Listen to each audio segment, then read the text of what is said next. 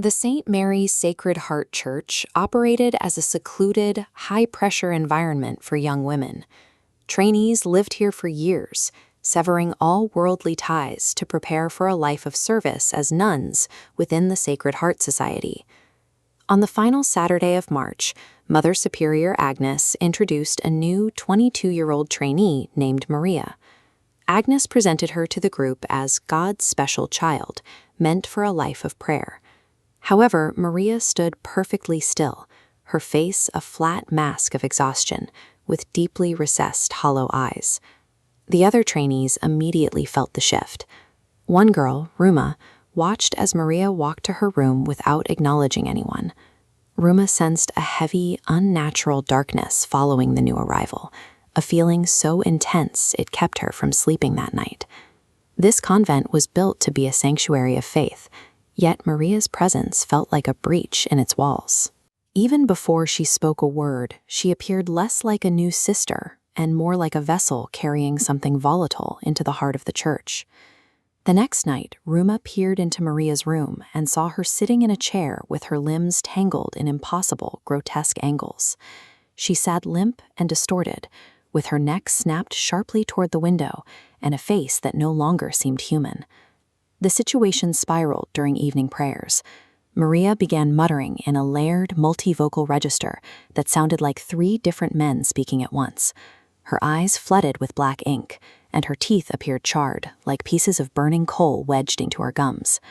When Mother Agnes approached with a silver cross, Maria erupted. She vaulted from the floor with the speed of a predator, pinned Agnes to the stone, and tore a chunk of flesh from the Mother Superior's hand. Father Steve intervened, dousing the girl in holy water.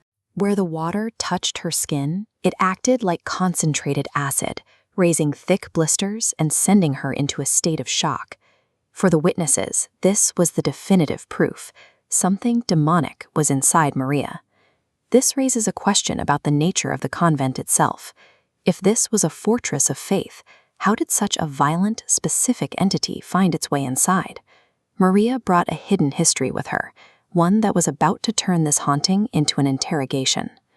Father Edmund arrived 3 days later to perform a formal exorcism. Maria was bound to a chair, surrounded by candles and holy relics, while the priest began the grueling process of forcing the entity to identify itself. The air in the room grew heavy as Maria spewed venom in multiple languages. Her voice jumped between a crying child and a gravelly, authoritative man, mocking the prayers and blowing out the candles with a single scream. Then the entity shifted its focus. It bypassed Maria and seized Mother Agnes. The Mother Superior's eyes filled with inky black as she was forced to act as the demon's mouthpiece. The entity used Agnes's body to deliver a confession. The ritual had transformed into a supernatural tribunal designed to pull a buried institutional secret directly from the head of the convent. Through Agnes's voice, the events of the previous year came to light. Maria had been a joyful singer in the city church choir, where she met Father Neil. Neil, a young priest, ignored his vows of celibacy and entered into a secret relationship with her. The catalyst for the horror was Maria's discovery that she was 4 months pregnant. She refused to hide the child, posing a direct threat to Father Neil's career and the public reputation of the church. To protect his status, Father Neil orchestrated a conspiracy. He recruited Mother Agnes and a corrupt nurse to assist him. They lured Maria to the church during a storm and administered drugs to force her into premature labor. This timeline shows the conspirators contrasting the lies they told Maria against the reality of the night. At 2 a.m., the baby was born. The nurse lied to Maria, claiming the infant had died, while the child was actually alive and healthy. This map shows the final act of the crime. Father Neil and Mother Agnes followed this dotted path out into the rain, where they buried the living infant in an unmarked grave to ensure their secret stayed hidden. The motivation was simple: systemic self-preservation. They traded the life of a child to keep the institution's image pristine. The loss broke Maria. She spent her nights in the church graveyard, weeping over the mud, unaware that she was kneeling exactly where her child had been buried alive. Her grief created a psychological vacuum, while the trauma of the murdered infant beneath her acted as a beacon. Dark entities were drawn to the site, sensing an opportunity for a specific type of retribution. These spirits fused with Maria's trauma, using her body as a tool for vengeance. They didn't target her by chance. They were summoned by the very atrocities committed by the church's leaders. Back in the present, the entity demanded Father Neil's presence. It refused to leave Maria until the man who initiated the crime stood before it. When Neil arrived, Maria broke into a terrifying, rhythmic laughter. Father Edmund tried to use more holy water to protect the priest, but the liquid was now completely inert.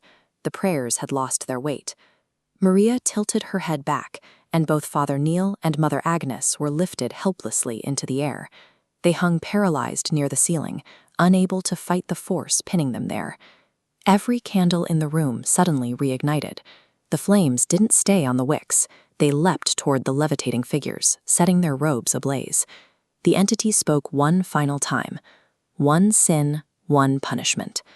The symbols of the church, the robes, the water, and the titles, offered no protection. The fire was a direct consequence of their own choices. Neil and Agnes died in the chamber, and the entity immediately left Maria's body.